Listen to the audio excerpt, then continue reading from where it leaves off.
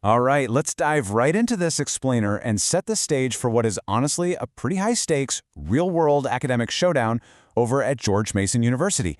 We're looking at the spring 2026 capstone projects for their cybersecurity engineering students. And trust me, this isn't your average run-of-the-mill final exam. It brings up a really fascinating question. How exactly do you prepare engineers for high-stakes cyber warfare? How do you train students when the battlefield involves critical healthcare data, where lives are literally on the line? The pressure they're under is immense. The security solutions they design can't just work on paper. They absolutely have to operate flawlessly in a chaotic, real-world clinical environment. So, here's our battle plan for today. We'll quickly cover the CYSE Shark Tank rules and the technical investor mindset. Then, we'll dive straight into 4 rapid-fire pitches: Trust Pulse, EDAL, Patch EMR, and finally, Everwatch. Okay, starting off with Section 1, the CYSE Shark Tank and the rules of the pitch.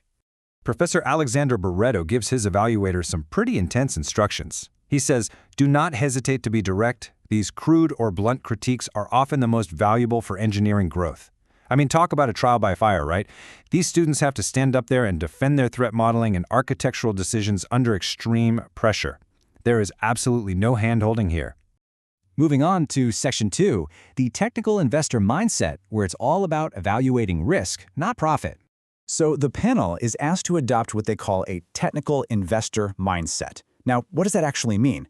Well, the crucial point here is that the sharks are not looking for a traditional business model. Instead, they want a highly entrepreneurial approach to security. They're evaluating technical soundness, system-level reasoning, and how these engineers proactively manage cyber, trust, and governance risks. They want to see practical management of operational failures. Notice the big difference here. Typically investors want to see a market study focusing on market size and profit margins. Not these sharks. They're looking at a cybersecurity canvas. They want evidence-based risk reduction, privacy protection, and harm prevention. The students use this canvas to prove they can prevent operational failures in hospital information systems. So value in this tank literally means harm prevention. And that brings us to the ultimate constraint, the golden rule. Every single pitch must adhere to this: zero disruption to 24/7 clinical workflows. Think about it. You cannot secure medical data if your security protocol slows down a doctor during a critical emergency. If it stops a medical professional from doing their job, even for a second, it's a complete failure. All right, let's get into the projects. Section 3, Pitch 1, Trust Pulse.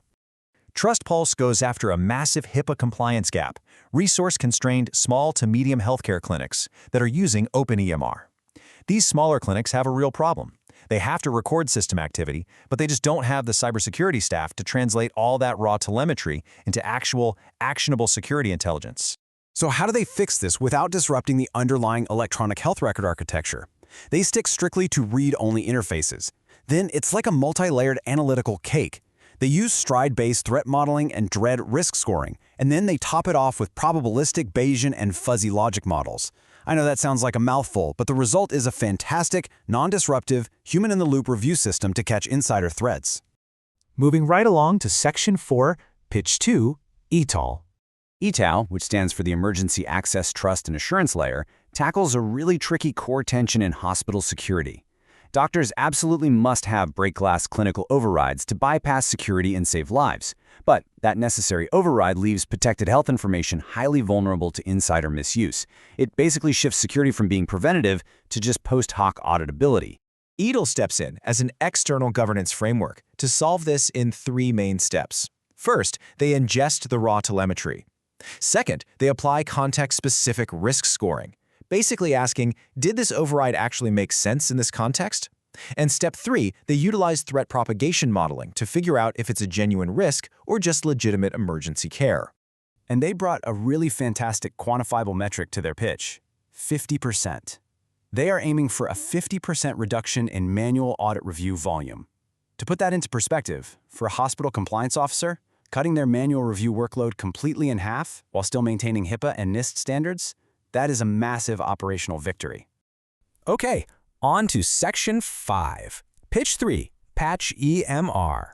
We all know unpatched systems are a massive attack vector. Well, Patch EMR acts as an automated vulnerability management and decision support pipeline for no downtime patching.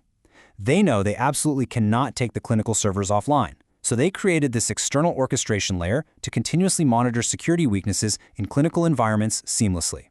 Here's how they pull it off.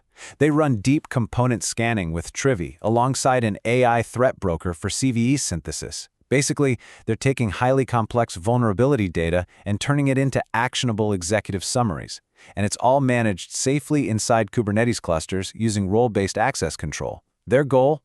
Surfacing an incredible 80% of known CVEs within 24 hours. And finally, Section 6, Pitch 4, Everwatch. The crucial problem Everwatch is taking on is the delayed detection of privacy violations caused by just overwhelming amounts of raw audit data. Security teams are literally drowning in logs. And the problem with that is, by the time they actually find an insider threat, the damage has already been done. Everwatch aims to convert those vast telemetry logs into actionable, plain language intelligence. To build this proactive defense, they take 3 steps. Step 1, they correlate system activity via strictly read-only interfaces to flag unusual patterns, like, say, someone doing bulk record viewing. Step 2, they apply risk-informed prioritization logic. And Step 3, they generate executive-level evidence summaries. It creates a brilliant human-in-the-loop early warning system, and it does it all without ever touching the EMR architecture. Now, the best part about all of this?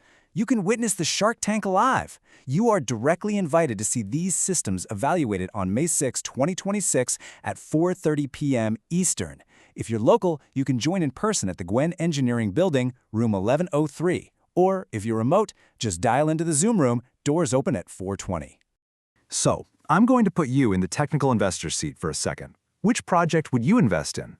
Which risk reduction strategy is truly the strongest? Is it TrustPulse, eTal, PatchEMR, or Everwatch? Which one best neutralizes the threat while guaranteeing absolute zero clinical disruption? In a world where a single unpatched vulnerability or an unauthorized override can literally cost lives, where are you putting your money?